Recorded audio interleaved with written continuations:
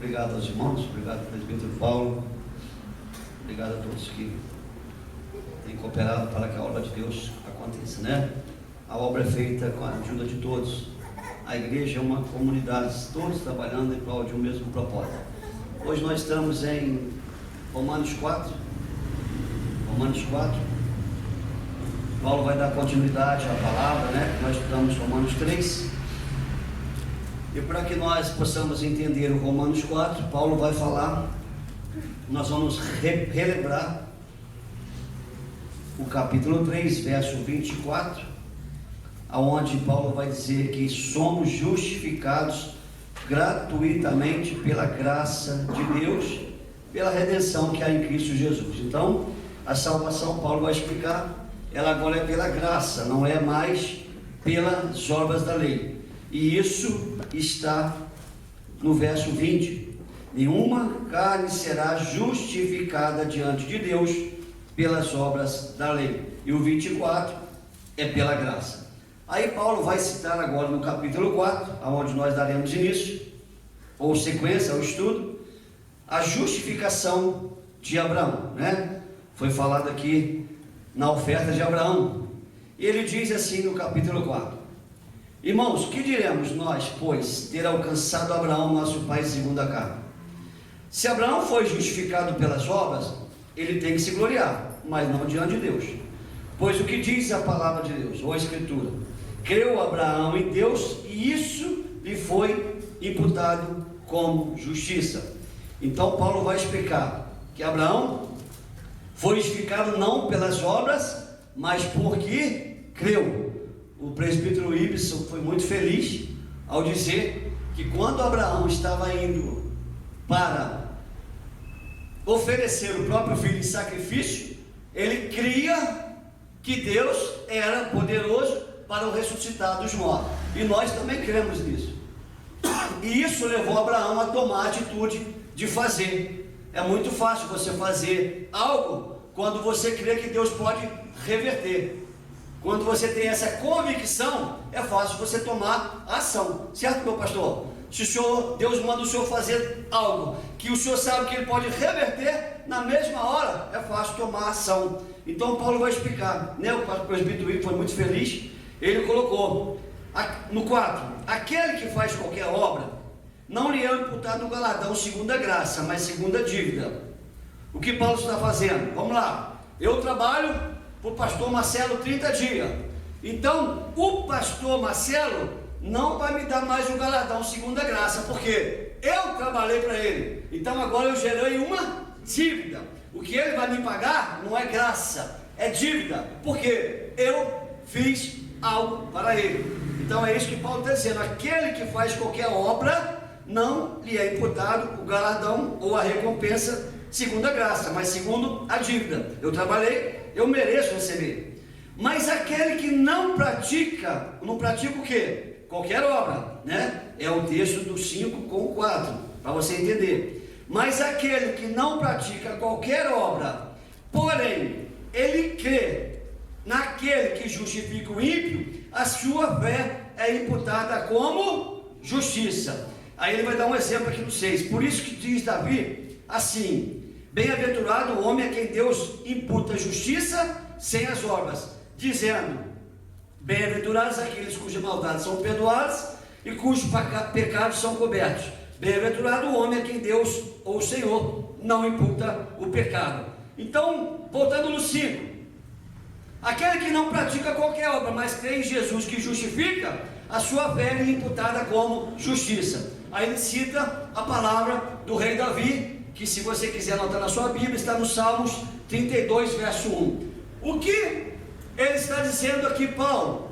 Ele está trazendo um exemplo para nós, que há pessoas que podem receber a justiça sem as obras. Nós seremos galardoados pelas nossas obras, mas quando você recebe o céu sem as obras, você recebeu a justiça de Deus. Então, o que Davi escreveu: bem-aventurado é o homem a qual Deus não imputa, ou cujos pecados são perdoados, a quem o Senhor não imputa o pecado. Qual o exemplo clássico disso na Bíblia? O ladrão tinha obras? Não, porque ele era ladrão. Tinha obras más, obras que não trazem salvação. Mas ele recebeu a justiça, que vem pela fé em Cristo. Então o ladrão da cruz é um exemplo clássico disso. Bem-aventurado a qual o homem, a qual o Senhor não imputa o pecado. O ladrão da cruz teve o pecado imputado? Não. Ele alcançou a salvação a um passo da eternidade. Como? Dessa forma aqui. As maldades foram perdoadas, os pecados foram cobertos, e ele se tornou bem-aventurado, porque não lhe foi imputado o pecado, mas Deus imputou a justiça sem as obras. Isso pode acontecer? Pode, irmãos, com muita gente. O problema é, nós que conhecemos a verdade, temos que andar na verdade. Mas e aqueles que não conhecem a verdade? Eles podem conhecer a verdade num passo de entrar na eternidade. Quem gosta de fazer visita em hospitais aqui? Levanta a mão. Eu vou baixar a minha porque eu não gosto. Ninguém gosta não? De orar nos hospitais? Rapaz, tem ninguém não, né? Quem gosta de ir no asilo? Eu vou levantar a minha agora. Pelo menos no asilo eu vou. Quando você está no hospital, orando para uma pessoa que você entra no CTI, eu já entrei em CTI para orar. Eu fui orar por uma, eu estava lá dentro, pastor. Eu fui pedir à supervisora, eu posso orar pelos todos que estão aqui? Ela falou, só espera um pouco. Ela foi perguntar a cada um se queria oração, porque se não quiser não pode mais. Aí todos que queriam oração, falaram que pode. Ela falou assim, só pode orar por todos, menos no leito tal, leito 8. Mas tem uma coisa, quando o senhor orar no leito 1, o senhor vai sair, lavar a mão, lavar, enxugar e vai no 2. Saiu do 2, lava a mão, enxuga, vai no 3. Mas pode orar por todos. Eu fui orar. Então, quando você pega uma pessoa que está na UTI, ela está um passo da eternidade. Você não sabe, mas quem está na UTI está mais para lá do que para cá. Por isso que o nome já diz, unidade de tratamento intensivo. Ele requer mais cuidados. Então, o UTI é o local que você encontra a pessoa que não tem obra, mas ela não entrou na eternidade. Aí você vai lá e prega o evangelho, ela faz com a mãozinha assim, você ora, daqui a meia hora ela fecha o olhinho. Ela aceitou Jesus. Ela entrou no céu? Sim. E ela se encaixou aqui. Bem-aventurado o homem a qual Deus não imputa o pecado. Bem-aventurado o homem a qual Deus não imputa a maldade. Bem-aventurado o homem que recebe a justiça sem as obras. A única diferença, irmãos, é que essa pessoa não tem galardão, mas ela entrou no céu. Quer coisa melhor que isso? A minha avó dizia assim, Senhor Jesus, eu quero entrar no céu, pode ser um barraco. Eu falava, vó, não tem barraco no céu não. A rua de ouro. Deus fazia a rua de ouro e fazia um barraco, irmão. Se abre a porta do barraco e na rua de ouro não tem como. Mas, vó, não tem barraco no céu. Se Deus der um cantinho para a senhora lá, pode saber que não é um barraco. Porque no céu não tem isso. No céu as coisas vamos lá, 1 Coríntios 2,9. Aquilo que o olho... Você viu barraco no céu, na terra? Então no céu não tem, porque o olho é o que você não viu. Aquilo que o ouvido, então você vai ter no céu aquilo que você nunca viu aqui embaixo. Aquilo que nunca passou ao nosso, é o que Deus tem reservado para nós. Então não tem barraco, até porque o barraco você já viu. E lá no céu é o que você não resolveu. Mas ela orava assim. Então, qual é o nosso grande problema hoje? É quando o desviado, ele sai da presença de Deus e ele pensa assim, amanhã eu volto. Só que ele não sabe que amanhã não vai chegar. Ah, mas eu estiver no CTI, eu vou. Quem falou que você vai para o CTI? E se a morte for? Se a morte for, né? Hoje, nós não sabemos como será a nossa morte. A morte pode ser aos pouquinhos, a morte pode ser numa sua alavancada, a morte pode ser a prazo.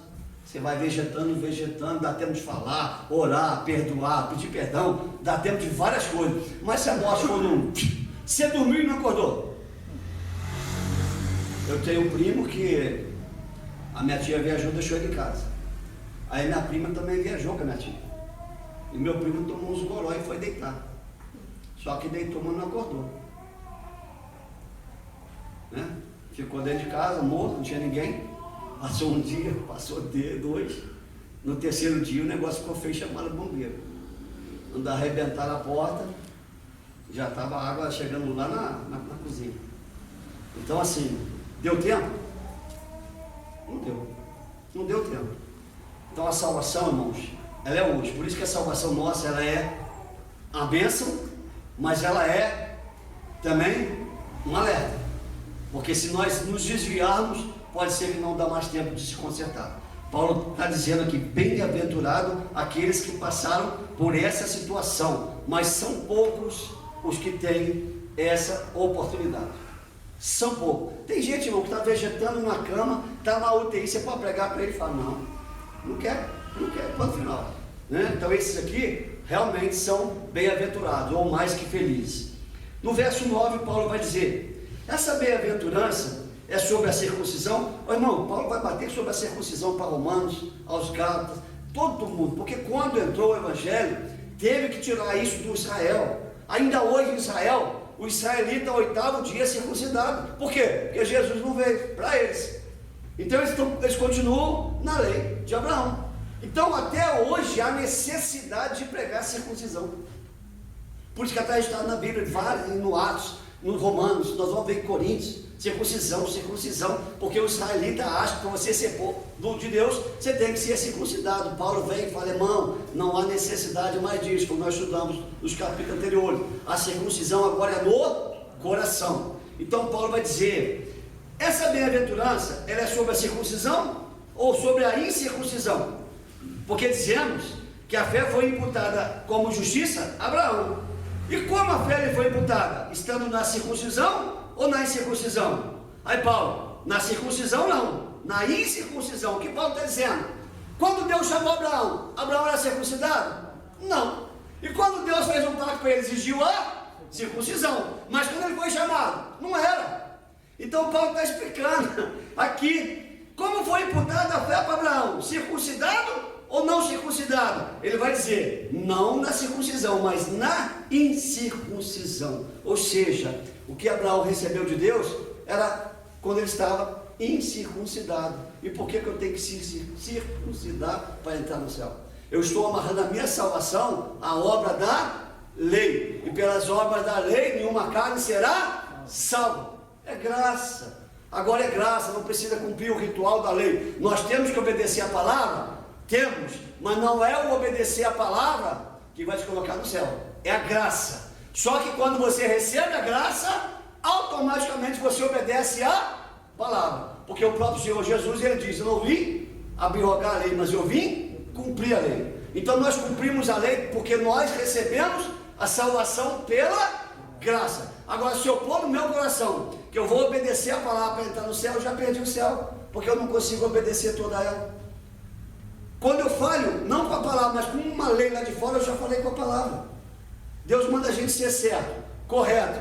Se eu passei no sinal vermelho, eu desobedeci a lei dos homens, então eu pequei.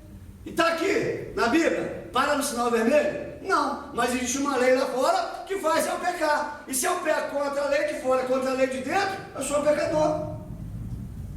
Então não há como eu entrar no céu pela lei. Por isso é graça. Mas a graça me faz observar a lei. A única diferença é que eu não sou sob o jugo dela.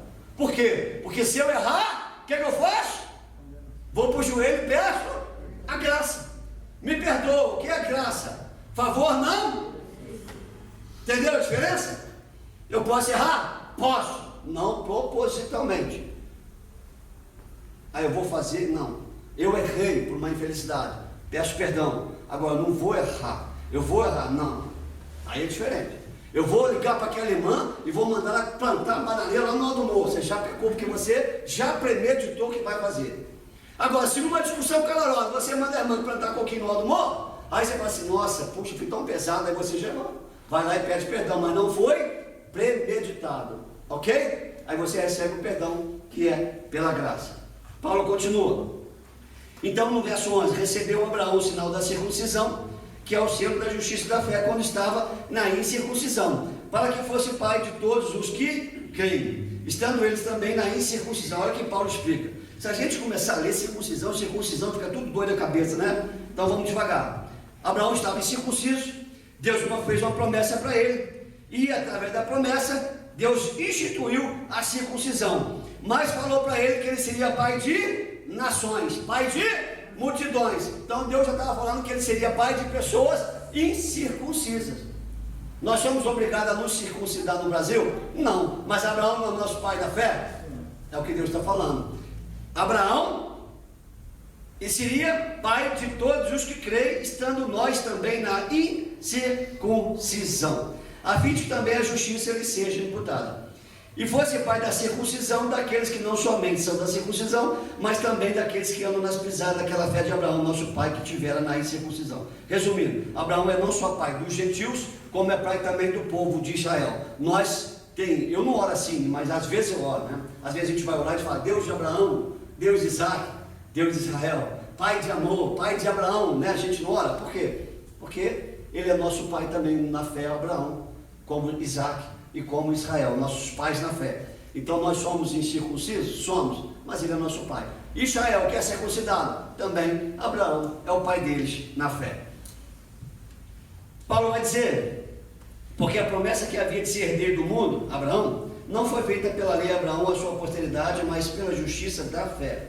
Pois se os que são da lei, olha o que Paulo vai dizer agora, se os que são da lei, ou seja, os que pregam a lei, que observam a lei, que acham que é necessário andar na lei para entrar no céu, então Paulo vai dizer o quê? Se essas pessoas que pregam a lei acham que são herdeiros, então a nossa fé é vã e a promessa de Deus a Abraão foi aniquilada, porque a lei opera a ira, porque onde não há lei não há transgressão. Então como que eu conheço o pecado? Pela lei. Se não houvesse lei, eu não saberia o que era certo e o que era errado, a não ser que o instinto humano que Deus nos fez, né, nos dirigisse para as coisas certas. Então a lei me fez entender o que? Que é pecado. Quando a lei diz não adulterarás, eu entendo que o adultério é pecado. Quando a lei diz não matarás, eu entendo que se eu matar é pecado. Quando a lei diz não roubarás, eu entendo que se eu roubar é pecado. Mas eu entendo que é pecado pela lei. Então se eu acho que você salvo pela lei, a minha fé foi aniquilada, que eu mato Jesus. Irmãos, vamos raciocinar aqui. Se a obra fosse pela lei, para que Jesus morreu? À toa. Não é isso? Era só Deus sentar o chicote, igual ele sempre fez. Mas não, a obra não, a salvação não é pela lei. Tanto não é pela lei, que quando você lê aquela passagem do rico e do Lázaro, que um estava no Hades, o outro estava no paraíso, ou no seio de Abraão, você vê que o seio de Abraão é um lugar que não era o céu. Por que estavam todos ali? Porque Jesus não tinha vindo. Enquanto Jesus não veio, ninguém subiu para o céu. Todos esperaram a graça ser manifestada. Por isso que Jesus vai dizer, Abraão viu o meu dia e se alegrou, porque qual era a esperança? Era Jesus. Quando Jesus desce, morreu, e ele desce ao mais baixo e leva cativo ao cativeiro, aonde o povo sorriu, ou seja, a salvação estava ali, esperando. Jesus chega para pegar todo mundo e levar para o céu, todo mundo se alegrou. Então a salvação, ela realmente não é pelas obras da lei. Precisamos obedecer a palavra, sim, mas isso não traz a salvação, porque nós não conseguimos obedecer a palavra na sua essência. Vou tornar a repetir. Tem gente que acha que a palavra é 10 mandamentos. Não, é 10 mandamentos mais 623 ordenanças na Bíblia. E as ordenanças de fora, que eu acabei de falar. Vou dar só um exemplo, quer ver? Paulo vai dizer aos Coríntios que se você fizer algo que escandalize seu irmão, você pecou contra ele. E quando você pecou contra o irmão, você pecou contra Cristo. Então qualquer coisinha que você faça lá que o irmão se escandalizou, você já pecou. Como é que a gente vai entrar no céu? A gente não consegue. É tanto pecado, é tanto pecado, é tanto pecado. A gente pensa uma besterol, pecou. A gente fala uma palavra que um dia ser dito, pecou. Marido e mulher, então, se não vigiar, peca direto. Mulher fala um negócio, um minuto que ele boca lá, ele rebate. Aí ela fala, então toma outra. Aí já pecou para lá, pecou para cá, pecou para lá, pecou para cá. Final das contas, se não souberem fechar a boca na hora da discussão, é tiro para tudo quanto é lado. Daqui a pouco joga 38 para o lado, aí um pega a K-47, outro pega uma metralhadora, daqui a pouco um pega um canhão, outro pega uma bazuca e blá blá blá blá blá blá blá. No final das contas, você me perdoa? Perdoa. Você me perdoa também, então perdoa. Quanta baboseira nós falamos, né? Por quê? Porque nós somos pecadores. Não tem jeito, né? Eu sou o tipo de aquela pessoa que o negócio começa a ferver, eu fecho a boca, né? Eu fecho a boca, porque se abrir, Satanás aproveita. Então a gente tem que vigiar. Por quê? Porque a lei, ela opera a ira. Isso é fato. 16. Então, irmãos, é pela fé, para que seja segundo a graça, a fim de que a promessa seja firme a toda a posteridade. Não somente a que é da lei, mas também a que é da fé de Abraão. O que ele está dizendo aqui? Então não é mais pela lei, é pela fé em Jesus Cristo. E quando nós temos fé em Jesus Cristo, nós somos salvos pela graça. Assim, toda a promessa, ela será firme a toda a posteridade que é da lei, Israel, mas também a prosperidade que é da fé de Abraão, que é os gentios, que somos nós. Então, como está escrito, por pai de muitas nações te constituí. Bem, hoje nós somos salvos, porque a graça alcançou a todas as nações da terra. Quando está escrito lá em João, porque Deus amou o mundo, ali está a promessa a Abraão. Te farei pai de nações, pai de multidões. Ali não está escrito assim, porque Deus amou Israel, que deu o seu filho unigênito, porque Deus amou o mundo. Se você ler a carta de Paulo a Timóteo, vamos chegar lá, Deus quer que todos os homens não fala todos os israelitas se salvem, todos os homens se salvem e venham ao conhecimento da salvação. Então a salvação agora é para todos. Da mesma forma que nós reconhecemos que Jesus é o Senhor, Israel tem que reconhecer que Jesus é o Senhor. Porque se eles não reconhecerem, eles vão ser os ímpios que nós temos aqui fora, os incrédulos que não querem aceitar a Cristo. A única diferença é que eles são o povo da promessa, só que eles não entenderam a promessa. É triste, né? Deus veio para Israel, Jesus veio para Israel, Israel não entendeu. E o que aconteceu? Nós fomos enxertados. Por isso, que eu vou dizer mais uma vez, todos os cristãos de todo lugar da terra, em qualquer lugar desse planeta, todos os cristãos têm a obrigação de orar pela salvação de Israel. Vou dar um grande exemplo para vocês entenderem isso. Jesus estava na cruz e chegaram para ele e falaram assim: desce, se tu desceres da cruz nós creremos em ti. E Jesus não desceu. Por quê? Porque Israel creria, mas e nós? Então o que Jesus deixou acontecer? Se eu descer, vocês creem. Se eu não descer, o mundo todo crê. Jesus não desceu. E ele era o Filho de Deus? Não, ele é. Ele não era, ele é. Então ele tinha mais que o direito de descer. Se tu és o Filho de Deus, desce. Ele não era, ele é. Ele podia ter descido, mas ele não desceu. Por quê? Porque Deus enviou o teu Filho amado para morrer para o mundo. Se ele desse, Israel creria. E se Israel cresce? Seríamos enxertados? Obrigado, Jesus. Não seríamos enxertados. Lembra daquela palavra que Jesus fala para Sírio, Fenícia? A mulher tem grega, Sírio e Fenícia. Senhor, a minha filha está ruim. Jesus falou assim: não é bom você pegar o pão dos filhos e dar para os cachorrinhos. Aquela mulher podia ter dado a volta e saído xingando meio mundo. Mas ela falou o quê? Mas os cachorrinhos não comem o que cai no chão, Senhor. Então deixa eu comer um cadinho do que cai no chão. E Jesus olhou para ela e falou: mulher, a tua fé me surpreendeu. Recebe a tua bênção. Hoje o que nós fazíamos? Nós estávamos esperando cair essa migalha da mesa. Porque Jesus veio para os filhos. Só que os filhos não quiseram pão. O que Jesus falou? Vocês não querem pão? Então os cachorrinhos não vão comer as migalhas, vão comer o pão que vocês não querem. Aí nós fomos enxertados. Acho que ele já viu o enxerto aí. Coisa mais legal. Aqui na casa do meu irmão aqui em Campinas tem um pé, cortaram ele, plantaram, é um pé de mexerica, sei lá, tangerina, plantaram limão. Aí sobe 2 galhos. Aqui tangerina, aqui limão. Se desce um pé só. Legal. Aí eu lembro de nós, Paulo. Jesus, a oliveira, Israel para lá e nós para cá, no mesmo pé. Por quê? Eles não quiseram, nós fomos enxertados. E outra coisa, tá? O fruto é gostoso. Por quê? Porque a oliveira está lá sustentando. Não tem esse negócio. Ai de nós se não fosse Israel. Por isso, irmão, quando você for orar, lembra de nação de Israel. Eu falo com o pastor Florisvaldo que eu gosto de ver aquela bandeirinha aqui, que faz nos lembrar de orar por Israel. Isso é muito bom. Amém? Então vamos dizer, vamos lá. O Pai de muitas nações te constitui perante aquele na qual creu, a saber, Deus, o qual vivifica os mortos e chama as coisas que não são como se já fossem. Ou seja, Abraão creu que Deus era possível para vivificar os mortos. Aqui está o que o Senhor leu. Ele creu que Deus era poderoso para trazer o filho dele de volta à vida. E nós sabemos disso, que Jesus, ele tem todo o poder, assim como Deus. E Deus chama as coisas que não são como se já fosse. Isso aqui é a coisa mais louca do mundo, irmão. Imagina uma coisa que não existe para você. Porque se Deus falar assim, tum, aparece. Imagina um animal que não existe, né? Não existe o jacatossauro, não existe para você. Se Deus falar assim, bom, ele aparece. Você nunca vai saber como é que ele não existe. Mas não existe na nossa cabeça. Por isso que nós temos que crer que não existe doença que Deus não cura. Por quê? Não existe para Deus. Quando o Lucas disse 1,37, para Deus não há nada impossível, porque a palavra impossível não existe para Deus. Só existe para nós.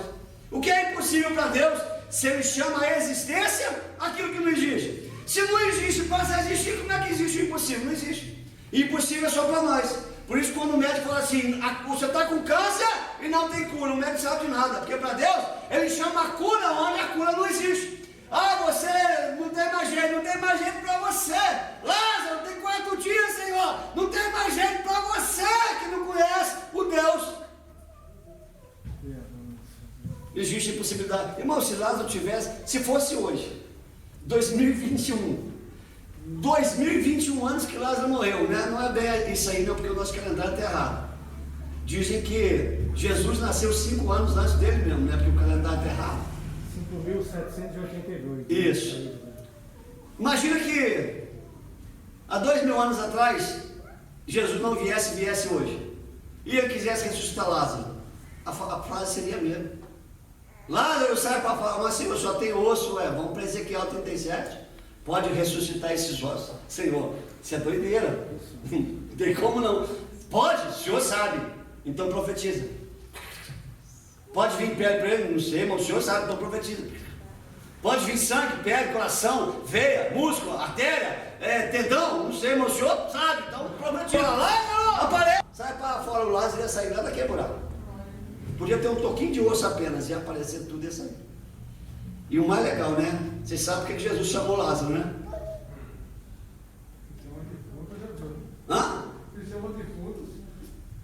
Jesus chega e fala, Lázaro, sabe por quê, irmão? Porque se tivesse o Marcelo, o Renato, a Roseli, o Paulo e o Ibsen, e Jesus falava assim, sai para fora, ia levantar nós todos, ia levantar o Paulo, ia levantar o pastor Marcelo, ia levantar o pastor Renato, ia levantar o presbítero Ed, o presbítero Paulo, o presbítero Ibsen, ia levantar todo mundo, porque Jesus não citou nome. Mas aí Jesus começava, ele diz, Lázaro, podia ter 10, só Lázaro ficou de pé. Mas se não tivesse o nome, Marão? Pessoal, coisa linda, né? Jesus é muito lindo, a gente fica cada dia mais apaixonado. Olha que coisa linda. No 18, Abraão em esperança creu contra a esperança, que seria feito pai de muitas nações, conforme o que fora dito, assim será a tua descendência. Por que Abraão em esperança creu contra a esperança?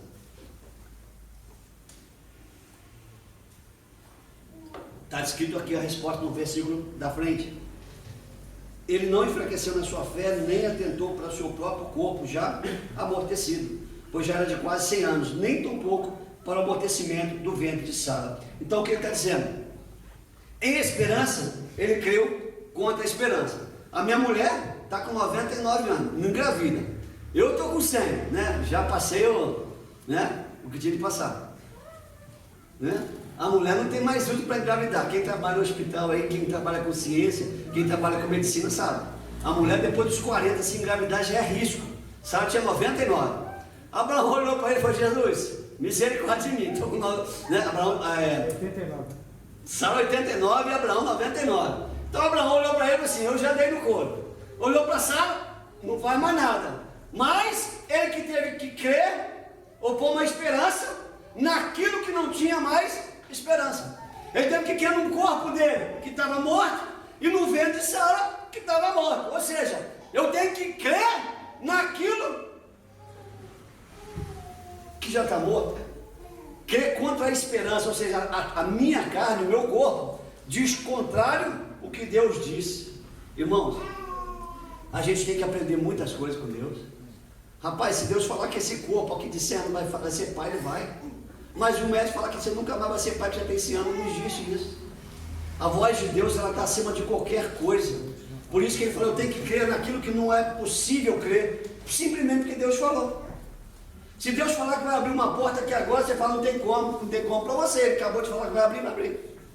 Então a gente fala assim, mas não é possível para nós. Mas Deus faz um reboliço, complica, para depois descomplicar, para depois explicar. Então nós temos que crer? Temos. Então Abraão creu, não tinha mais condições de ser pai, foi. Sara, impossível de dar luz, deu. E agora que Deus pede um filho, ele creu o contrário. Bem, eu não podia ser pai, sou. Sara não podia ser mãe, então, se ele está pedindo um filho, eu vou dar, que ele pode devolver, simples assim. Se ele não podia ter, ele me deu. Então, se eu der para ele, pode me dar de novo. É muito fácil de crer. Pastor. Por isso que a gente pensa às vezes assim, se Abraão me pedisse, se Deus hoje, né, eu já vi muitos pregadores falar, se Deus pedisse um filho, você daria? A gente com certeza não queria dar, a gente não daria. Mas olha a situação de Abraão. Ele teve que crer numa coisa que não era possível, ele ser pai. Ele teve que crer numa segunda coisa que não era possível, Sara ser mãe. E o pior, Sara, além de não ser mãe e ter o ventre morto, Sara era estéril, aí pipocou mais mundo. Estéril, 99 anos, o ventre morto e o Abraão mais morto ainda. Segura aí, Madriana. Segura aí.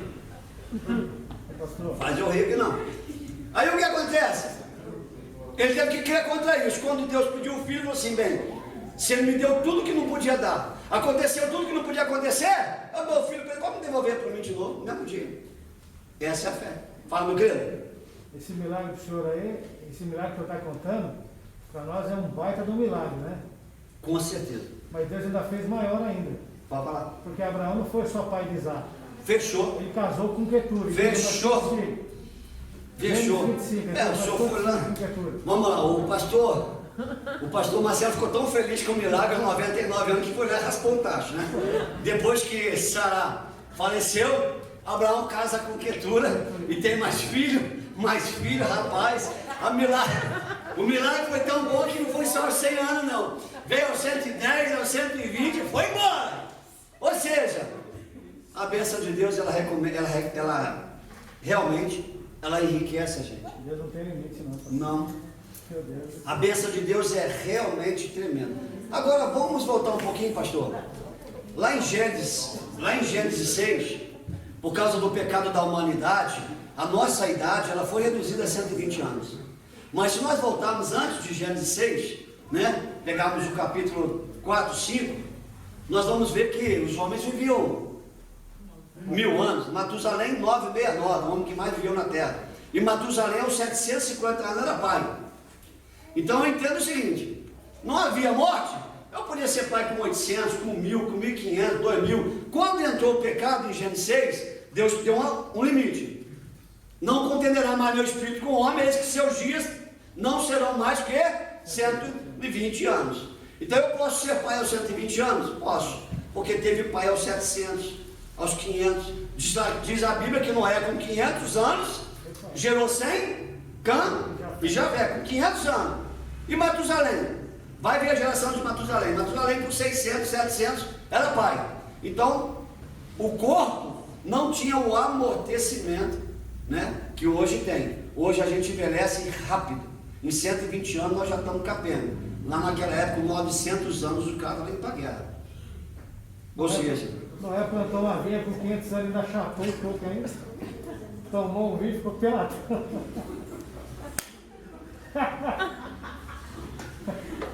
é isso aí. Então é o seguinte, Abraão creu o quê? Que Deus chama as coisas que não existem como já se fosse. Abraão creu que Deus poderia refazer. Abraão não atentou para o seu corpo. Aqui está um grande milagre. Abraão não atentou para o amortecimento do ventre de Sara, mesmo sabendo que Sara era estéril. Abraão não duvidou da promessa de Deus, não foi incrédulo, mas foi fortificado na fé e deu glória a Deus. E olha só, e estando certíssimo do que ele tinha prometido, também era poderoso para fazer, pelo que também isso foi imputado como justiça. Abraão tinha convicção que morto o menino, Deus o traria vivo. Eu vou só abrir um parênteses. Se você ler a carta de Moisés aos Levíticos, a lei, Êxodo começa a lei, Levítico, a lei está lá, e Números, a lei permanece. Então, Êxodo, Levítico e Números fala sobre a lei. Deuteronômio é a repetição de tudo que passaram para que se lembrasse que Moisés estava morrendo e o povo ia seguir sem Moisés. Então, vamos para Êxodo, Levítico e Números. Se você ler a lei, Deus abomina sacrifício de pessoas. Deus reprova sacrifício humano. Deus não aceita sacrifício humano. Então a gente tem a convicção de que o filho de Abraão jamais seria morto pelo pai. Só que Abraão obedeceu uma palavra, foi para matar, imaginando que Deus iria ressuscitá-lo. Deus simplesmente não matou, porque Deus abomina o sacrifício humano. Por isso que Abraão está em Gênesis, e a lei vem e está lá: Deus abomina sacrifícios humanos. Então tudo que você vê de ritual que ofereça humanos em sacrifício é satânico. E o ritual que oferece animais é cópia do ritual de Moisés, que oferecia esses animais. Os animais eram oferecidos para perdão dos nossos pecados, porque através do sangue do animal a gente era purificado. Só que o homem pecava, matava um bicho. Pecava, matava um bicho. Irmão, se fosse hoje assim, não tinha nem galinha no açougue, não ia ter porco no açougue, não ia ter boi no açougue, não ia ter nada. Porque o que ia ter de animal morto para perdoar a gente ia procurar carne para comer, não ia ter. Pastor, a filha de Jefté também, ele fez uma promessa: se ele voltasse da guerra, ele daria um sacrifício vivo. Foi a filha dele que encontrou com ele, né? Mas ali tem uma discussão muito grande por causa disso que eu acabei de falar. Tem muita gente que acha que a filha de Jefté foi oferecendo sacrifício. Eu creio que não. Então ali tem uma grande discussão.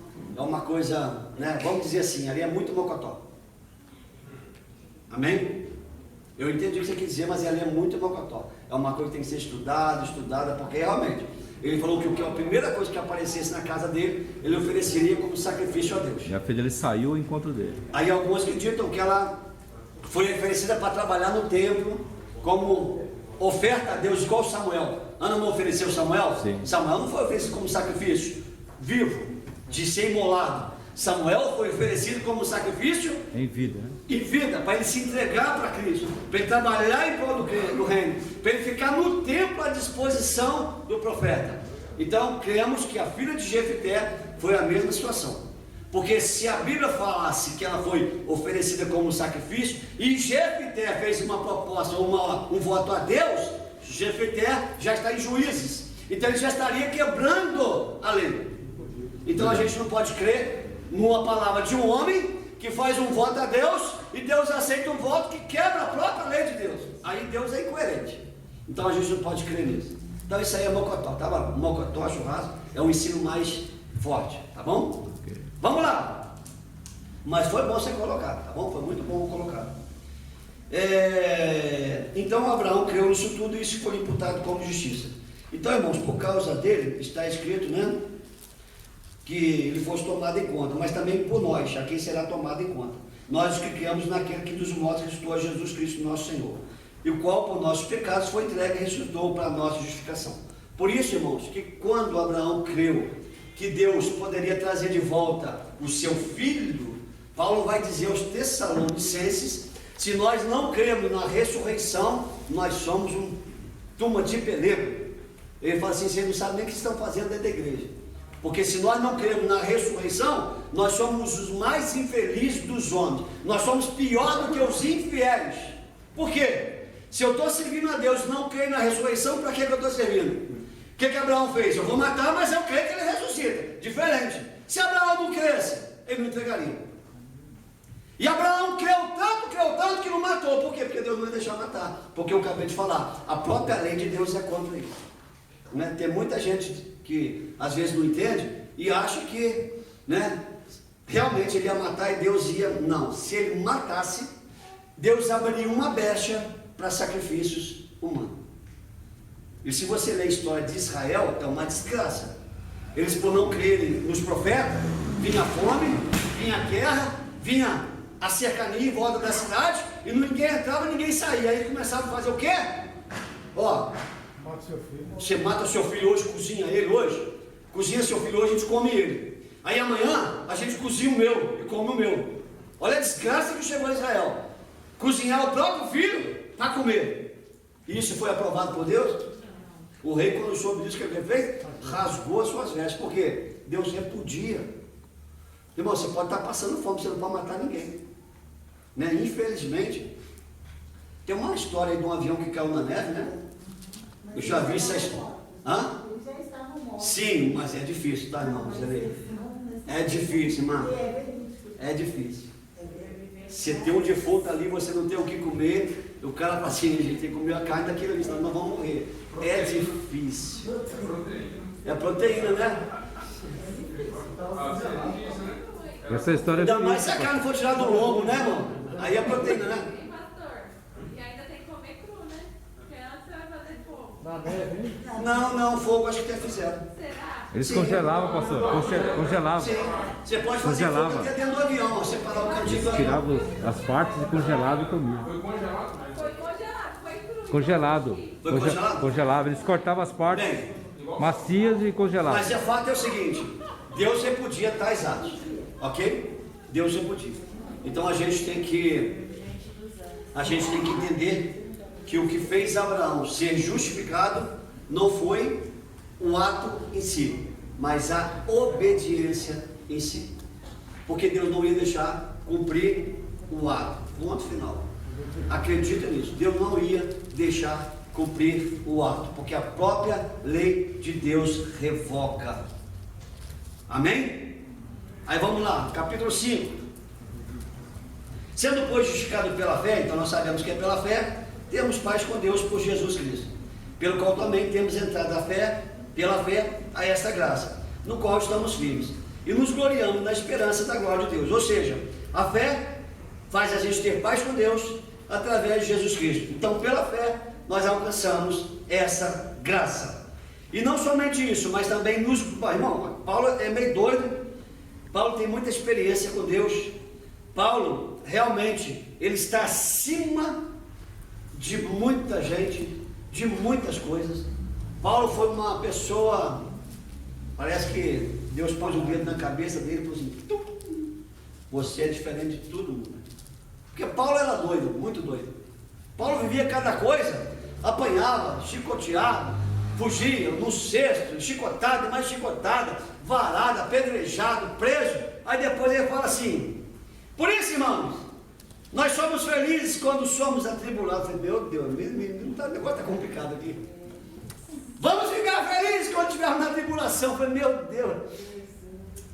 Aí, pastor Marcelo, a gente vê que o evangelho não é o que se prega aí fora. Mas, não faço conta. Quantas igrejas pregam prosperidade e a gente passa cada prova? Às vezes fala, Deus me livre de uma prova, você nem saiu de uma, já tem duas. Aí quando você pensa, Jesus, duas, tem a terceira já batendo na porta para entrar. E Paulo fala assim, mas se alegre. Se alegre com o quê? Com a tribulação. Mas por quê?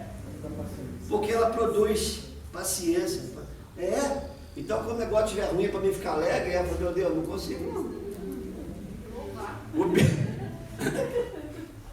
Esse é o mais fácil. A gente vem para a igreja, a gente chora, é o melhor lugar para se chorar é aqui. É o melhor lugar para a gente derramar a nossa lágrima na presença de Deus, no seu quarto, a oração. É o melhor lugar. Mas, irmão, eu não cheguei nesse nível não, espiritual não. De estar passando uma tribulação e estar rindo, não. Né? A gente sabe que o pastor, os presbíteros, pastores, né? A gente sabe que a gente tem que mostrar, né? Diz que teve, foi a peça do que teve na igreja, né? O palhaço, às vezes, ele faz todo mundo rir, mas a vida dele, às vezes, é uma vida de tristeza e amargura, né? A vida do pastor não é diferente, né? Não é que nós não sejamos palhaços. É que se o pastor se mostrar fraco, aí o irmão fala assim, mas o meu pastor está desse jeito, coitado de mim. Se o meu pastor está cacarejando, imagina eu. Então, às vezes a gente tem que se mostrar forte, mas quando a gente chega em casa, a gente... Desarma. Isso aí. Deus levou um pastor de São Paulo lá na minha casa, em Volta Redonda, e aquele homem me fez chorar com uma simples palavra. Ele falou assim: pastor Renato, eu vejo o senhor revestido de cima e embaixo com todas as armaduras de Deus, mas por detrás dessa armadura, o que tem de ferida, foi só eu falar isso. Eu baixei a cabeça na frente daquele homem e só chorei. Por quê? Porque as ovelhas não sabem o que nós passamos por vocês, né? Vocês não sabem quantas noites a gente deixa de dormir, quantas noites a gente chora. Eu e a pastora Cláudia jejuamos um ano, de 1º de dezembro a 31, de 1º de janeiro a 31 de dezembro, um ano jejuando pelas almas, um ano jejuando pelas ovelhas, buscando ovelha desviada, buscando o marido que largou a mulher, ou mulher que largou o marido, buscando ajudar quem precisava, ajudar, socorrer quem não tinha nem comida em casa, e a gente chora, sofre, e quando chega na igreja, aí todo mundo alegre, todo mundo ri. Só que o pastor Renato tem um problema, né? O pastor Renato ri, aí chega em casa os cabelos caem. Aí deu uns 7 pelados na cabeça, 7 buracos. Quem olhava de cima pensava que era, né, o vulcão de Hiroshima, o vulcão de Kashima, né? Aí a pastora Cláudia, muito esperta, foi lá e comprou um batom preto. Falava: abaixa aí. Aí passava batom na minha cabeça.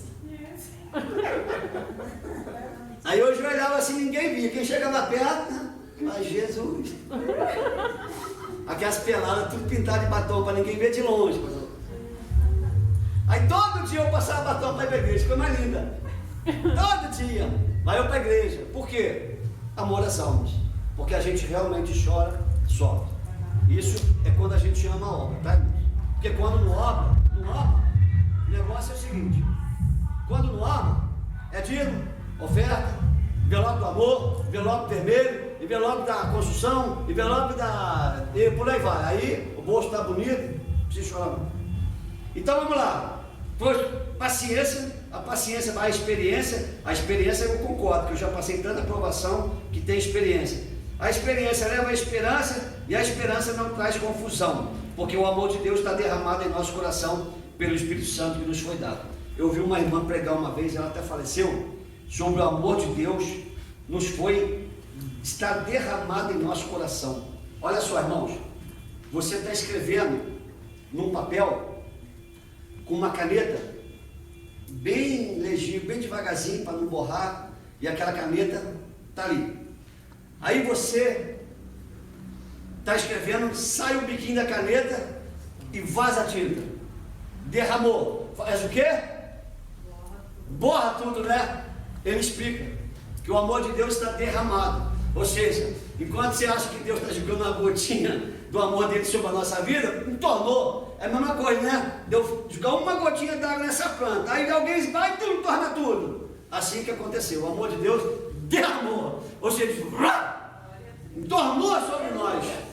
Então a grandeza do amor de Deus por nós está aqui. O amor de Deus foi derramado. Deus não deu uma gotinha, Deus tornou o copo. Coisa linda, né, pastor? Tremendo isso aqui. Amém? Então ele fala assim: Cristo morreu por nós quando nós éramos pecadores. Então se alguém, porque apenas alguém morrerá por um justo, pois poderá ser que pelo bom alguém hoje morreu. Ou seja, uma pessoa boa, pode ser que alguém morra por ela, mas Deus não. Deus prova o seu amor para conosco, sendo que Cristo morreu por nós, sendo nós ainda pecadores. Ou seja, Jesus morreu por nós e morreu por todos aqueles que estão lá fora sem salvação. A única diferença entre nós e eles é que nós somos filhos e eles são criatura. Anota isso aí. Tem gente que acha que todo mundo é filho de Deus. Isso aí está errado. Marcos 16:15. Isso por todo mundo, pegar o evangelho a toda. João 12. Mas a todos quantos o receberam a Cristo como Salvador. A todos quantos o Cristo receberam, deu-lhes o poder de serem chamados. Então nem todos são filhos e não todos são criaturas. Aqui sem Jesus, aqui com Jesus. Aqui é uma cruzinha, tá? Cruzinha feia. Vamos fazer um J, que é melhor? Com Jesus, sem Jesus, com Jesus. Não tem Jesus, criatura. Tem Jesus, filho. Deu-lhes o poder de serem chamados filhos de Deus. Então, Jesus morreu por nós, sendo nós ainda pecadores. Então, aqueles que estão lá fora, Jesus morreu por eles? Sim. Jesus deu a vida por eles? Sim. O amor de Deus foi derramado por eles? Sim. Qual a diferença entre eles e nós? É que eles ainda não são filhos. Eu vi um evangelista, ele não foi na igreja, na escola dominical, e ele foi assistir uma missa. Aí ele falou assim, eu falei, você não veio de manhã, irmão? Não, eu fui ver meus irmãos. Eu falei, o senhor foi? Eu fui na missa lá perto de casa. Chamei ele no particular, falei, ó, vou dar um estudo na igreja por causa do senhor. Por quê? Porque nem todos são filhos. Não confunda, filhos com criatura. A Bíblia diz que não entrarão no céu os idólatras. Então quem é idólatra é filho? Impossível. Se for filho, eu rasgo a minha Bíblia. Deixei de ser. Quem é idólatra é filho? Quem é assassino é filho? Quem é bandido é filho? Quem é adúltero é filho?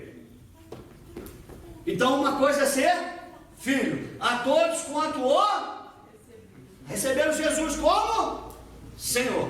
Por isso que a gente fala que aceitar, na verdade, é quer receber a Cristo como seu Senhor. Sim, eu recebo Ele como meu Senhor. Aí você agora passa a ser filho. E quando você é filho, o seu nome é escrito no livro da... Ponto final. Então, resumindo, o filho tem o nome no livro da vida? E a criatura? Não. Então, todos são nossos irmãos. Se converterem, são nossos. Se não converterem, não são. Ponto final. Não adianta, é Bíblia, é Bíblia. Palavra é palavra. Se eu não quero da palavra pregar o contrário, aí se torna complicado. Né? Então o irmão falou na igreja. Irmãos, se você errar sozinho, amém. Mas se você falar besteira na igreja, eu vou subir na igreja e vou corrigir. Se eu for o pastor dela. E se eu não for, eu vou chegar no pastor e vou falar para ele. Se alguém subir nesse púlpito falar um besteirão, eu vou chegar no pastor e vou falar. O irmão falou um besteirão no púlpito, corrige. Porque tem que corrigir. Eu não posso dizer que todo mundo é meu irmão. Não posso. Não é, ué. Você pega uma pessoa e fala assim, você quer receber Jesus? Já tem Jesus, ok. Você tem Jesus, eu acredito. Agora, Jesus tem o Senhor? Aí muda a história. Ah, não sei. Eu sei. Essa é a diferença. Nenhuma condenação para os que estão em, que não andam segundo a, mas segundo o. Então, se eu ando segundo o Espírito e eu tenho Jesus, eu tenho a certeza que não há condenação para mim, porque eu sou filho. E o filho tem parte na. E a herança vai ser quando nós formos levados para o céu. E a prova que nós seremos levados para o céu é o que está dentro da gente, é o Espírito. Eu vou, mas enviarei o, para que onde você estiver, ele esteja também. Ponto final. Então, qual é a minha certeza que eu vou ser salvo? O Espírito Santo dentro de mim. Ele é o penhor.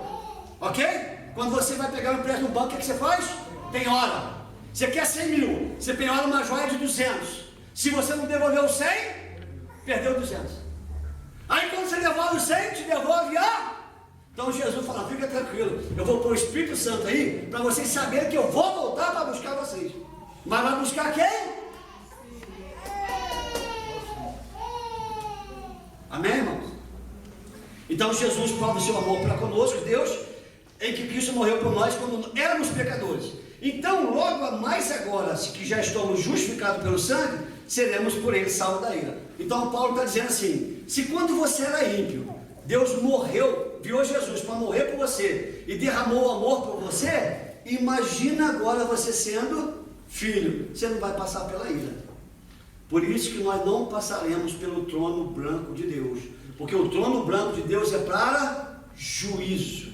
A igreja passará pela galardão. Nós vamos chegar lá em Coríntios. Se a obra de alguém se desfizer, a nossa obra pode ser de palha, de peno, palha, feno, madeira, ferro, ouro, bronze, vai passar pelo fogo. O fogo no ouro não faz nada. O fogo na prata não faz nada. Agora o fogo na palha, o fogo no pau, o fogo no feno, se a obra se desfizer, ele será salvo todavia como que pelo?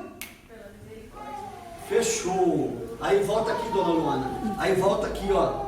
Aí vamos voltar aqui, ó. Acabamos de falar.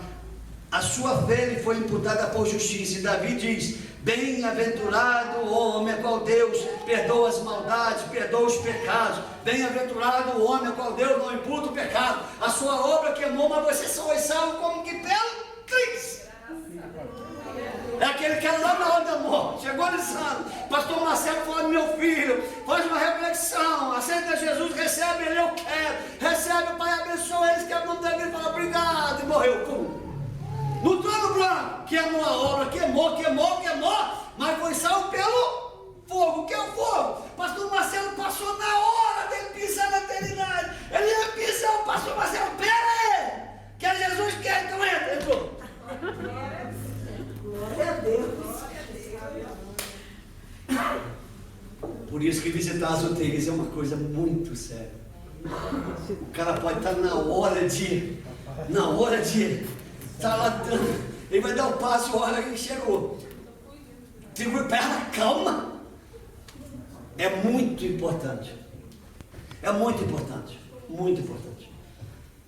Então, se nós fomos abençoados sendo pecador, imagina agora, salvos, justificados pelo sangue, seremos salvos da ira. Porque se nós, sendo inimigos, fomos reconciliados, imagina agora, já estando reconciliados, seremos mais do que salvos. Então, irmãos, a salvação ela é garantida para quem tem Jesus. Por favor, se alguém perguntar para você, se você morrer hoje, você vai para o céu, diga: vou, com toda a convicção, com toda a certeza, com absolutíssima certeza, sem medo de errar, 100,000%. Por quê? Você tem que ter convicção que se Jesus vier, ou você morrer agora, você vai para o céu. Agora, se tiver um pecado coberto, Jesus vier agora te matar, agora você vai para o céu. Sei não, sabe não, né, feliz? Sabe sim. Você sabe que você não vai? Por quê? Porque se você não respondeu, ou tem pecado encoberto, ou você não sabe a palavra de Deus. Mas a palavra de Deus estou te ensinando agora. Se quando éramos pecadores, Jesus derramou, imagina agora sermos filhos, estamos salvos da ira. Se quando éramos inimigos, nós somos reconciliados, imagina reconciliados, nós seremos salvos. Então não há dúvida da nossa salvação. Infelizmente tem obreiro, que se perguntar para ele: irmão, se você morrer agora você vai ser salvo? Ah, sei não, para com isso, irmão. Que é isso? Que é isso, irmão? Não pode? Jesus tem que demorar um pouquinho. Repito isso. Que Deus tenha misericórdia de nós. Vamos lá. E não é isso. Então, não somente isso, mas também nos gloriamos em Deus por nosso Senhor Jesus Cristo, pelo qual agora alcançamos a reconciliação. Terminando, e para encerrar o estudo de hoje, por um homem veio o pecado, por um homem veio a morte. Agora eu vou dar um estudo aqui bacana para vocês. Por um homem entrou o pecado no mundo. Quem é esse homem? Eu vou virar esse quadro aqui, não sei como, mas eu vou. Vamos lá. Eu vou ter que abaixar aqui, vai fazer um sacrifício aqui, né? Tá? Não, você vai ficar de castigo há muito tempo. Não, você vai ficar, não, mas tem um estudo. Você pode pôr no chão ali. Por um homem veio o pecado. Quem é esse homem? Quando Adão pecou, veio o pecado.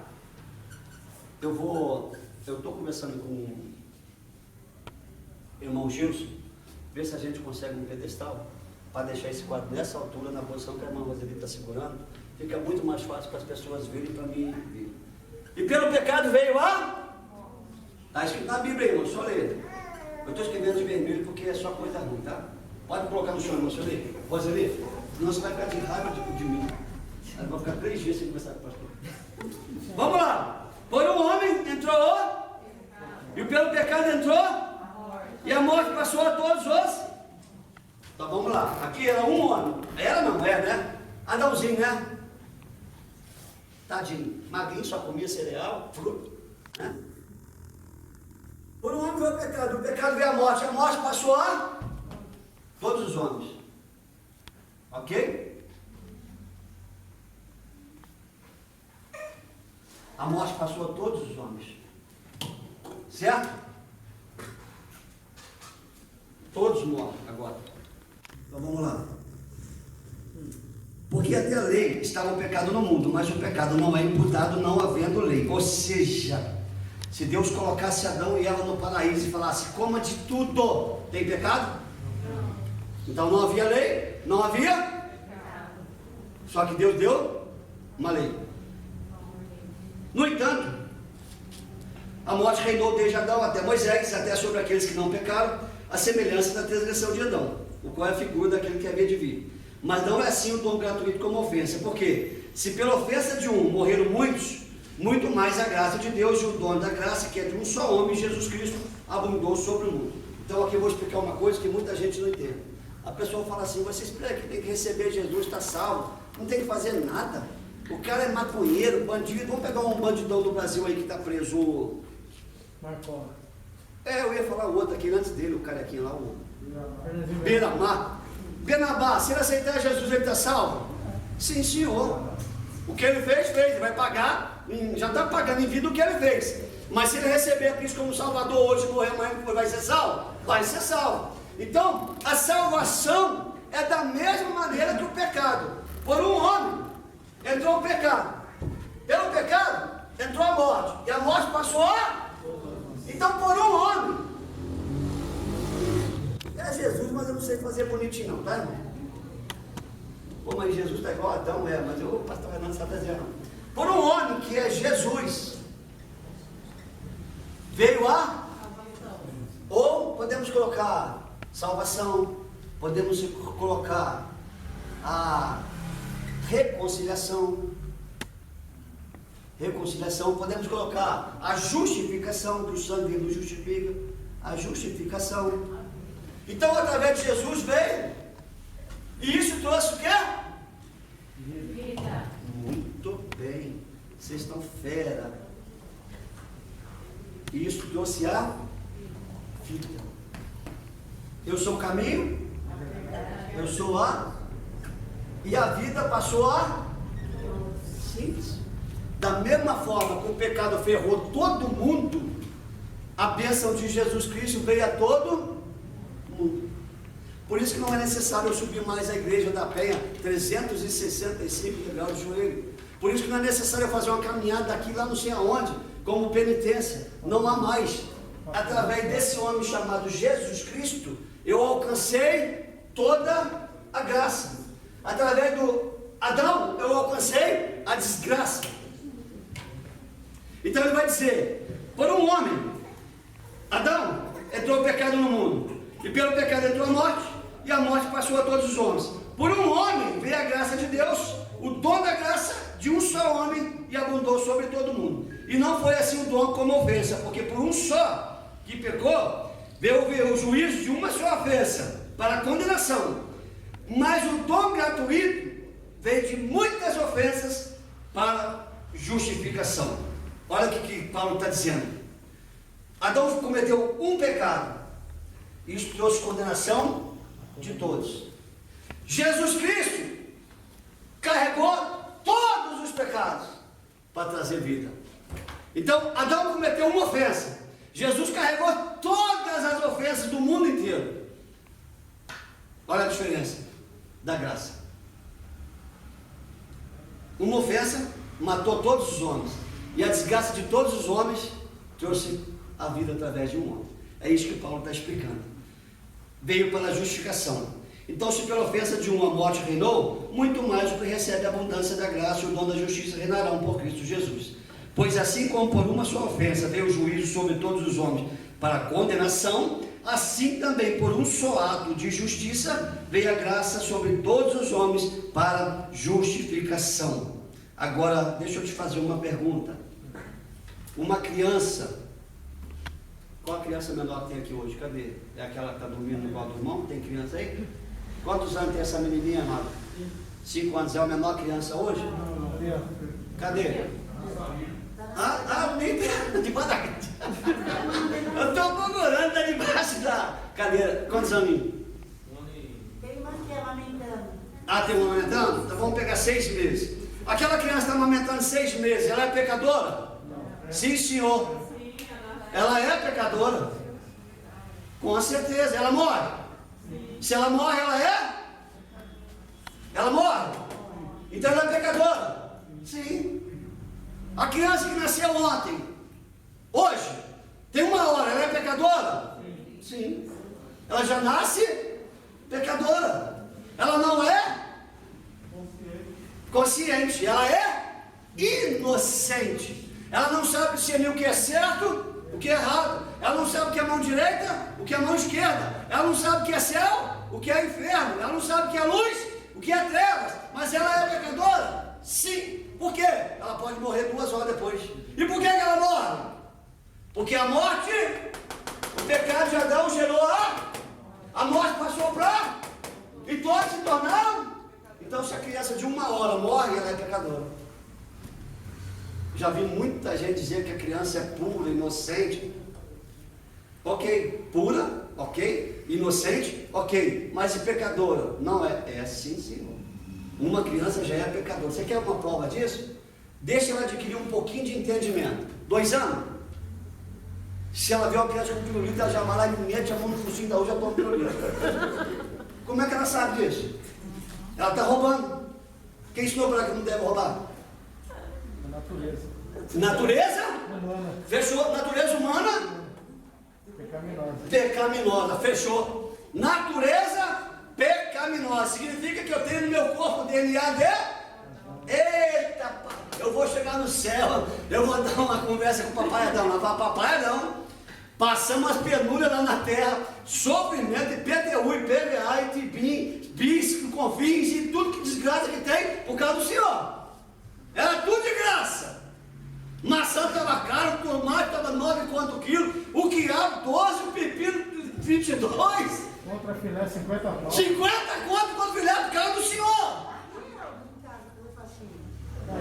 O que acontece? O pecado, ele trouxe a consequência da morte. Por isso que ele vai dizer, todos pecaram. Todos, vamos voltar a Romanos 3? Não há, Romanos 3, não há, Romanos 3, 10, já passamos, vamos só ler. Não há um justo, nenhum, todos pecaram, todos se extraviaram. Não há quem busque a Deus. Não há um justo sequer. Por quê? Porque uma criança já nasce pecadora. Então ela é pura? É. Mas não ensina a verdade para ela de qual caminho que ela vai escolher. Ela já vai para o caminho mau. Por quê? O DNA de Adão já está enraizado em nós. Irmão, se nós não fôssemos salvos, a gente seria meio encapetado também, igual o Zé falou. Meio? É. É bonzinho, pastor. Meio? Pastor Renato bebe 10 copos d'água desse aqui, ó, numa pregação. Imagina se não fosse pregação, seria o quê? Né? Hã? Fruto da confusão. Ia começar assim, irmãos, ia terminar assim, irmãos. O negócio é complicado. Sim, irmão. Então a salvação, ela nos traz a consciência disso. Só que nós somos ensinados a não viver mais o pecado. Agora nós vamos morrer. Por quê? Nós somos pecadores. Não tem jeito. Por que a gente ora e pede perdão todo dia? A gente é pecador. Amanhã eu sou pecador? Sou. Depois da manhã, pecador? Sou. Por isso que eu dependo da graça de Deus hoje, amanhã, depois da manhã. Por isso que eu oro hoje, amanhã, depois da manhã. Por isso que eu peço misericórdia hoje, amanhã, depois da manhã. Isso até eu morrer. Por quê? Eu continuo sendo pecador. Esse irmão Paulo, ele vai dizer para frente assim, irmão, não que eu tenha alcançado a salvação, mas eu prossigo. Eu falei, meu Deus, esse homem não alcançou ainda. Que posição que eu estou nesse negócio aí. Se Paulo que fez isso tudo falou que não tinha alcançado a salvação, ele que pregou e escreveu isso tudo, imagina nós, pastor. Você lembra lá de Romanos? Bela aí. Vocês não vão lembrar, né? Nós não chegamos lá aos 7. Nós estamos no 5. Romanos 7, ele vai dizer assim, o bem que eu quero fazer e o mal que eu não quero, essa desgraça está sempre na minha frente. Quem está dizendo isso? Paulo. Eu falo, meu Deus, Como pode isso? A gente precisa crescer, irmão, mas crescer muito, sabe por quê? O crescimento faz a gente se apaixonar mais por Jesus, e o apaixonamento, ou se é que existe a palavra apaixonamento, ou a paixão por Cristo, vai nos fazer agarrar ainda mais a Cristo, vai nos fazer obedecer ainda mais a Cristo, vai nos fazer amar mais ainda a obra de Cristo, e isso nos fortalece para prosseguir, porque o pecado, a desgraça está do lado, a desgraça não sai, é uma coisa terrível, terrível, Pastor, terrível, terrível. Fala, meu querido. Duas teses assim, tipo, agora surgindo, né? Primeiro. Desse tema aí, também abrange quando temos o culto de ceia do Senhor? Em que É referente ao pecado, tem pessoas que falam assim, eu briguei com a minha esposa, não quero que eu pequei. O sangue de Jesus Cristo nos purifica, Sim, vai lá, sim. pede perdão, Sim. não é? E também outra tese é Jesus. Vamos parar lá primeiro. É. A ceia, o pecado que não é para a morte não impede você de tomá-la. Você brigou com a sua esposa, reconcilia com ela e toma a ceia. Eu não reconciliei, volta para casa, reconcilia no outro culto, pede a ceia e toma a ceia. Agora, esse não é pecado para a morte. O pecado para a morte te impede de tomar a ceia. Qual é o pecado para a morte? Aquele que é Tem grave. algumas denominações que impedem até que irmãos tomar até a ceia, né? Em que sentido? Assim, eu já vi, eu fui na Bahia e vi lá escrito lá, se o irmão não deu, olha só, não devolveu o dízimo, não participa da ceia. O senhor acredita nisso? Isso é ignorância. Tipo, ignorância essas coisas, né? O ladrão deu dízimo. Ele entrou no céu. Jesus disse que as prostitutas e as meretrizes estão entrando no céu na nossa frente. Essa salvação nós estamos pregando aqui. A salvação onde Deus não imputa o pecado, mas imputa a justiça, simplesmente E a segunda, graça. E a segunda tese seria também quando Jesus estava no Getsemane, que a Bíblia relata que ele suou gotas de sangue naquele momento de aflição da família dele. Certo. Ali foi ele sentindo o pecado do mundo entrando absorvendo dentro dele, também pode ser tirado nessa tese? Ali a tese para mim é o seguinte: Jesus estava como homem. Porque tem muita gente pregando que Jesus veio como Deus, que ele não sofreu. Se ele não sofreu, ele não suaria sangue. Porque quando você pega um médico que sabe aquilo, ele vai falar que aquilo foi rompimento de vasos sanguíneos diante de tanta aflição que veio sobre Jesus naquela hora, a agonia da morte. E o que Jesus fala? Se possível, passa de mim este, porque ele sabia que o negócio era bravo. É igual você, irmão. É igual você. Se você pega você e o povo do Talibã te pega, cara, irmão, você sabe que você está indo para a morte.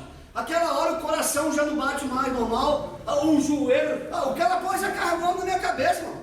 Eu estava na rua, um moleque pôs um negócio na cabeça, um joelho, fez toque, toque, toque, toque. Eu vou lá para ele parar, e toque, toque, toque, toque, para, velho. Batia, não tem controle mais não. O coração já estava aqui, a voz já estava ofegante. Você não sabe se o desgraçado daquele sem querer puxa o gatilho. Então uma coisa é o sangue de Jesus. Aquele estava realmente em corpo físico, mostrando que ele sofreu por nós. Ali ele não estava indo com o nosso pecado. O pecado foi realmente na cruz. Mas esse negócio de não tomar ceia por causa disso, irmão, pelo amor de Deus. A pregação é o contrário. Toma ceia, se você está em paz com Deus. Eu briguei com a minha mulher, não quero tomar. Amém, você está certíssimo. Volta em casa, pede perdão para ela, vê os dois, toma ceia. Eu falei para a minha mulher catar coquinho no meio do mato, pede perdão e volta. Eu fiz um negócio, vai lá, pede perdão e volta. Eu xinguei a dona da padaria, pede perdão e volta. Mas isso não impede você tomar ceia. Você só posterga a ceia.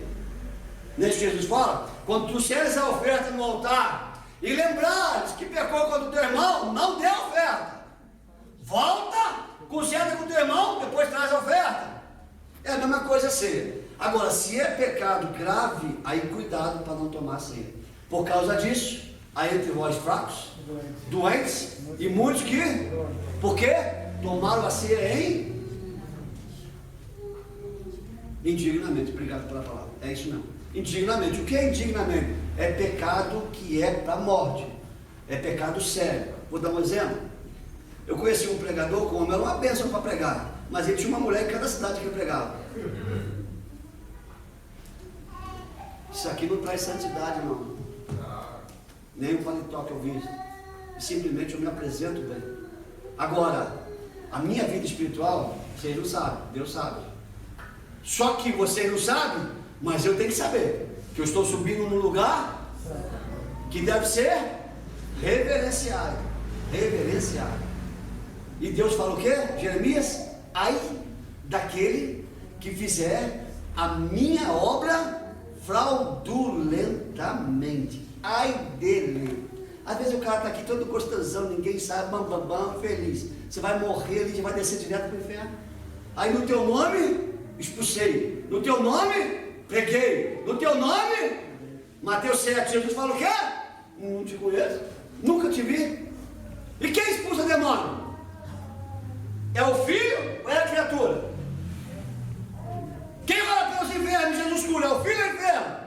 Quem prega, é o filho ou é a criatura? Enfermo, criatura. É o problema do ceia indignamente. Você respondeu a sua pergunta, não? Deus te abençoe. Então vamos lá. Por um homem veio a desobediência. Esse homem aqui desobedeceu. Desobedeceu.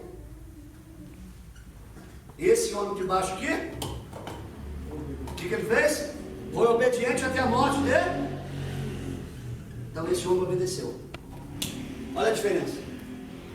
Por um homem, 19, um desobedeceu e fez todo mundo pecador, e o outro obedeceu e fez todo mundo justo. O diabo deve ter uma raiva do cão, viu? Aliás, ele já é o cão chupando mango. A raiva do cão é cão duas vezes. Vocês já imaginam? Ele fez Adão pecar e desgraçou o mundo. Jesus obedeceu, justificou o mundo. Arrebentou ele da mesma lapada que ele deu. Eu arrebento um e arrebento a humanidade toda. Jesus falou assim: eu mando um e salvo a humanidade toda. Olha que coisa linda, irmão.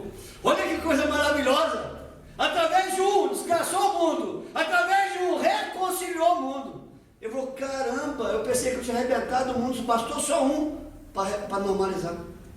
Imagina a fúria do cão, pastor Quadrinho, com a nossa vida. Por isso, irmão, que você passa tribulação, aflição. Satanás olha para a gente, ele tem ruiva. É que você não ouve. Porque se Deus deixasse ouvir, você ia ver. Eu já falei que eu já passei por uma experiência disso. Eu estava sentado na calçada, passou um cara na rua, uns 4 metros de distância. Ele me chamou de pastor, de outro nome que eu não vou falar, e mandou fazer outra coisa que eu não vou falar. Como é que ele sabia, cara, pastor? E como é que ele mandou fazer coisa que não deve? Bem pesado. Falei, filho do cão, eu só falei assim: o Senhor te repreende, mais nada. Veio, porém, a lei para que a ofensa abundasse, mas onde o pecado abundou, superabundou a... Nós vemos isso semana passada, hein? Onde o pecado abundou, superabundou a... Aí na semana passada, nós ensinamos que Paulo vai dizer assim: alguns dizem o que eu não disse, que pode pecar, porque aonde opera o pecado, superabunda a graça. Aí Paulo diz: a condenação dos tais é justa. Eu não disse isso. Paulo fala, irmão, eu não disse isso. Alguns dizem que eu disse. Vamos lá, Efésios 3:8. E como não dizemos, né? Porque alguns dizem que eu disse, mas eu não disse. Vamos fazer mal para que nos venha bem. Por quê? Porque aonde abundou o pecado, superabunda a graça. Ou seja, se eu vivo no pecado, a graça vai superabundar na minha vida. Romanos 3, a condenação tua é justa. Por quê? Porque aonde o pecado abundou, superabundou a graça? Sim. Então por causa disso eu vou pecar? Não. Por quê? Porque senão aniquila a graça. Simplesmente Deus quis mostrar a justiça dele dessa forma. Ah, é? Onde você põe mais pecado, onde desgraçou mais, então onde tem mais pecado eu faço abundar a graça, superabundar. Observa essas cidades que são barra pesada. Na minha, vou falar, eu já passei de 50, vou falar uns 40 anos atrás, de Volta Redonda. Os bairros mais pesados lá, era um negócio terrível. Aqui em São Paulo também tem os bairros pesados. Era um negócio terrível. Hoje, 40 anos depois, os bairros mais pesados são os bairros que mais tem igreja evangélica. Eu não sei como é que foi a vida de Jandira uns anos para trás, porque aqui diz que tem igreja evangélica no maior lugar do Brasil, né? Diz que igreja por território quilômetro quadrado, diz que Jandira é o lugar que mais tem igreja evangélica no Brasil. Será que no passado isso aqui foi tenebroso? Pelo menos os 30 anos que eu estou aqui, Então, o que diz a palavra? Aonde abundou o pecado, superabundou a... Então, porque a boa graça vai superabundar onde tem pecado, então eu posso pecar para que a graça abunde em minha vida? Paulo fala, cuidado, que a condenação sua é justa. Pecado é pecado, irmão, graça é graça. Você recebeu a graça, esquece o pecado. Finalizando, né? Para que assim como o pecado reinou na morte, a graça vai reinar também pela justiça, para nós termos a vida eterna através de Jesus Cristo, nosso Senhor e Salvador. Que Deus nos abençoe, que Deus possa nos ajudar a realmente deixarmos o pecado a cada dia mais distante da nossa vida, que a graça de Deus nunca seja retirada sobre nós. Irmãos, tem uma oração do irmão Davi, Salmo 51, quando ele peca contra o Batseba, que ele pega aquela mulher, mata, engravida ela, aí para esconder a gravidez ele manda matar o marido dela, aí matou o marido e adota ela como mulher, beleza, ninguém sabe, o filho é dele, mas o marido está morto, né? Aí Natan vai lá e pum, põe o dedo no nariz dele e fala, ó, o Senhor viu o que você fez. Ele se arrepende, aí ele escreve o Salmo 51, e no Salmo 51 ele fala, Senhor, nunca retire de mim o teu Santo Espírito. Vocês que recebem as minhas gravações diárias, vocês podem perceber que eu oro muito assim. Nunca retire de sobre nós a tua graça, a tua misericórdia. Porque ai de nós, se não fôssemos a graça, ai de nós, se não fosse a misericórdia. Deus nunca seja retirada de sobre nós. Amém? Amém. Deus a todos abençoe em nome do Senhor Jesus.